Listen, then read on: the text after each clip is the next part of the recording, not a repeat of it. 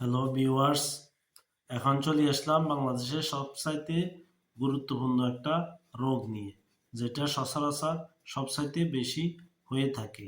এক ধরনের কমন রোগের মতো, যেটাকে বলা হয় জন্ডিস। জন্ডিস হলো এমন একটি অবস্থা যেখানে শরীরের ত্বক, চোখের সাদা অংশ, প্রস্রাব হলুদ হয়ে যায়। এটি সাধারণত রক্তে বিলিরুবিন নামক পদার্থ বেড়ে যায়, যেটা কারণে হাত, পা, জিহ্বা এবং কি চোখের সাদা অংশ হলুদ দেখায়।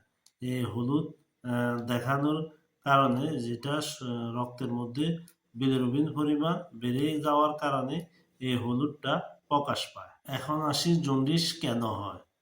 জন্ডিস হওয়ার অনেকগুলো কারণ আছে, যেগুলোর মধ্যে লিভারের সমস্যা, হেপাটাইটিস ভাইরাসে আক্রান্ত, ফ্যাটি লিভার, লিভার সিরোসিস, পিত্তনালীর সমস্যা, গল স্টোন, পিত্তনালী ব্লক হয়ে যাওয়া, রক্তের সমস্যা। এই কারণগুলা এই লক্ষণগুলার কারণে বোঝা যায় যে আপনার শরীরে জন্ডিস আছে, যেটার কারণে জন্ডিস হয় এবং সিরাম বিলিরুবিন বেড়ে যায়। অতিরিক্ত রক্তকণিকা ভেঙে যায়। নবজাতকেরও জন্ডিস হয়ে থাকে। জন্মের পর অনেক শিশুর সাময়িক জন্ডিস হয়ে থাকে। জন্ডিসের লক্ষণ। জন্ডিসের লক্ষণে দেখা যায় চোখ বা শরীর হলুদ হয়ে যাওয়া, পা দুর্বল লাগা, ক্ষুধামন্দা লাগা, বমি বমি ভাব লাগা, জ্বর ভাব থাকা, গা চুলকানো, গাঢ় হলুদ প্রস্রাব, যেটা প্রস্রাবের সাথে হলুদের মতো রং যায় এবং পেট ব্যথা থাকে।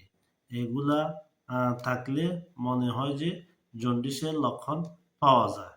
জন্ডিস হলে করণীয় কি? জন্ডিস হলে কি কি জিনিস আমরা ব্যবহার করব? এর মধ্যে পর্যাপ্ত বিশ্রাম নিতে হবে, বেশি করে পানি খেতে হবে, ঠান্ডা পানি খেতে হবে, তেল বা সবজি জাতীয় খানা অ্যাভয়েড করতে হবে, শাক সবজি বেশি খেতে হবে, ফলমূল খেতে হবে, প্রচুর তরল পানি খেতে হবে। ডাক্তারের পরামর্শ ছাড়া কোনো ওষুধ খাবেন না।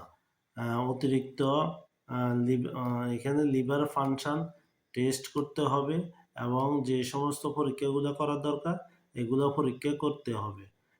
কখন ডাক্তারের কাছে যাবেন? যখন জ্বর বেশি হয়, অতিরিক্ত বমি হয়, অচেতন ভাব হয় এবং কি শ্বাসকষ্ট দেখা দেয়, তখন তাড়াতাড়ি ডাক্তারের কাছে যাবেন, ডাক্তারের সাথে পরামর্শ করবেন। আর জন্ডিস অনেক সময় নিজে নিজে ভালো হয়ে যায়। এটি কোনো রোগ নয়, এটি রোগের লক্ষণ। যেমন লিভারে বড় ধরনের রোগ হলে এই জন্ডিসটা বেড়ে যায়। জন্ডিস মানে সিরাম বিলিরুবিন রক্তের মধ্যে বেড়ে যায়, যেটা চোখের সাদা অংশে, জিহ্বার নিচে এবং হাত পায়ের তালুতে দেখা যায়। তো জন্ডিস হলে আমরা প্রচুর পরিমাণে বিশ্রাম নিব এবং প্রচুর পরিমাণে পানি খাবো, তরল খাবো এবং কি ঠান্ডা খাবো। তখন জন্ডিস ভালো হওয়ার সম্ভাবনা সবচেয়ে বেশি থাকে। বন্ধুরা, ভিডিওটা সাবস্ক্রাইব করবেন, লাইক করবেন, কমেন্ট করবেন, শেয়ার করবেন। আর এই চ্যানেলে সাথে যুক্ত থাকবেন, তখন নতুন নতুন ভিডিও আসলে আপনারা পেয়ে যাবেন। ধন্যবাদ।